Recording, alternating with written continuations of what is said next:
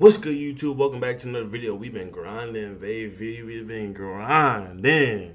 But nah, this one's gonna be a little scary. Get your popcorn, get your covers, and be ready, y'all. 3 disturbing true Home Alone horror stories. I'm trying something new. Let's get right into it. Let's see what they talking I had about. an experience while I was at a Don't get friend's too house scared, alone y'all. watching I'm his sorry. dog that inspired me to do another Home Alone themed We gotta video. see what this talking I about. spent so much time reading stories Comment of down below if people's you like horrific scary movies. experiences that I forget these things could happen to me too. In a bit of a different fashion, I'll tell that experience I had after the viewer submitted stories at the end of the video. A more positive experience I would also like to talk about is my experience with Scentbird, a fragrance subscription service that allows you to choose new designer fragrances to try out every month at an affordable price. You get to try the first fragrance from Scentbird for only $8, and your next month will be only $16.95. The vials are cheaper than a lot of the rollerballs or travel What is sizes you'll this? find out. Hold on. I put in the ad, bro. Bird. All right, story one. Here we go. Let's Growing see. up, I was raised in rural Michigan. There was hardly anything to do.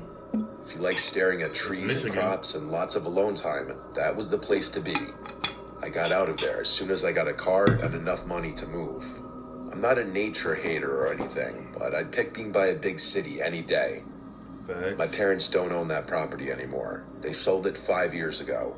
But to describe it, it was a 3-acre property. The house itself was pretty Okay, we big. got a little and there was a background storage story. building out back. I Little was setting. 13 when this happened. My parents would leave me alone often at this age. They trusted me because I matured at a young age and I had responsibilities on the property. It was a weekend, and I was playing Vice City on my PS2 in the living room. I'm dead. Suddenly, Vice, yo. a loud Who metallic used to have bang came PlayStation from 2 outside playing somewhere Vice in the City? yard. That's crazy. I right away ran to every window I could to look outside to see if I could see something, and I didn't see anything until I got to the window looking out to the storage building out back. The door to it was completely open. I went immediately to grab the rifle from the closet and go outside. I made my presence known, shouting "Who's in there?" to no avail. When I got to the door, I made it known I had a gun before looking inside. There was a bunch of stuff. See, that's the problem, bro. Niggas get curious. You be getting too curious, bro. I don't want to get curious with something like stuff like that. I'm gonna stay where I'm at, stay inside, lock the doors, and then stay where I'm at. Like, people just getting too curious and go to where the horror's at. Stay where you at, shorty. In there, from the sit-down mower to the quad to infinite little lawn care items. Someone could have been hiding behind any of that stuff. See, bro, like, why you going Even to as a them? kid, You're I giving them didn't upper scare ground, easily. bro. But at that moment, I got really unsettled. And so I closed the door to the building and went back inside the house. I locked the door and then sat at the window for the longest time, watching the storage building, expecting the door to open at any second. That door was heavy and impossible to just open by itself. It was simply a fact that someone came and opened it. Whether they were still inside of the building, I wasn't sure. I decided to go call my dad and ask his opinion.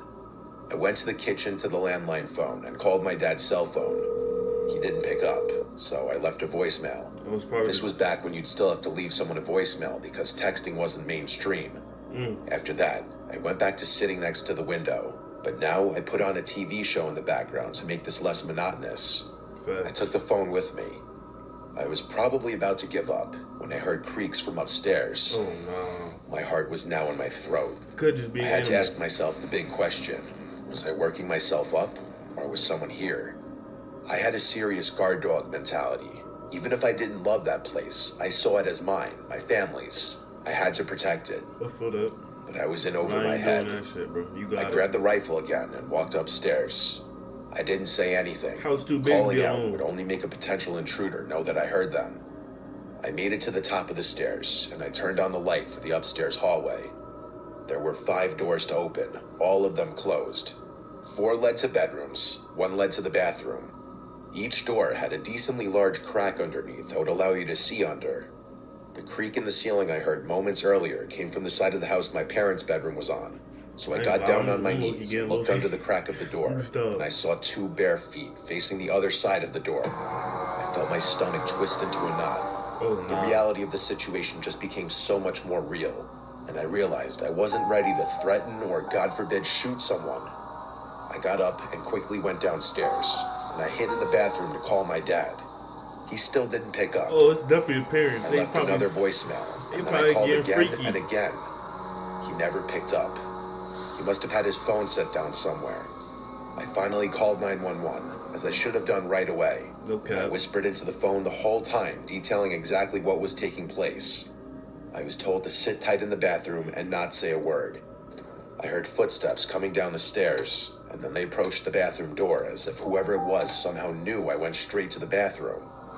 The footsteps stopped outside the door, and there was a brief pause before a deep voice said, "What's up, kid?" I still remember the voice and those words so vividly. If I heard that voice today, I'd still recognize it immediately. I almost wanted to cry. That's how scared I was. Oh no. I disobeyed what the operator told me, and I spoke. I said loud and clear, "I'm on the phone with the cops right now, and I..."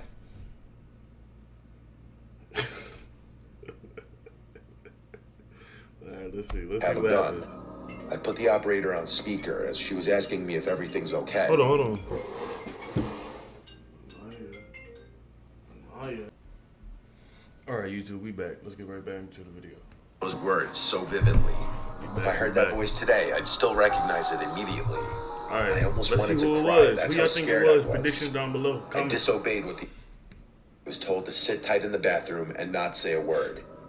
I heard footsteps coming down the stairs, and then they approached the bathroom door. Stop, kid. That voice today, I'd still recognize it immediately.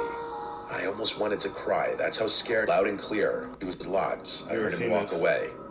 I heard the footsteps fade to silence, and then the sound of a door slamming. It was the sound of the back door. I'm sure I breathed a sigh of relief, and from there on, I waited for the police to arrive. When they did, I felt like £1 million just lifted off my shoulders. After a thorough inspection of the house inside and out, confirming that the man was gone, they asked if there was anywhere else I could stay that night, and I said yes, my uncle's house. We contacted my uncle, who came and spoke with the police. Then he took me back to his place. The thing that haunts me the most is that it was my fault. I could have prevented this. So who? I left the door unlocked as I went to the storage building to investigate. Clearly, that's when the man simply walked right into the house. Bruh, see? With a rifle in my hands, I didn't feel safe at all. See? It was truly the most Didn't I tell y'all he should just stay put? Bro, you literally... Oh my god. horrific experience of my life. That's scary though, but nah. That's crazy. We gonna end it off there. If y'all like the video, like, comment, subscribe. And if y'all want more, if y'all want me to keep doing these, comment, like the video, and subscribe. Be on the road to 1K. Appreciate y'all deuces. Damn.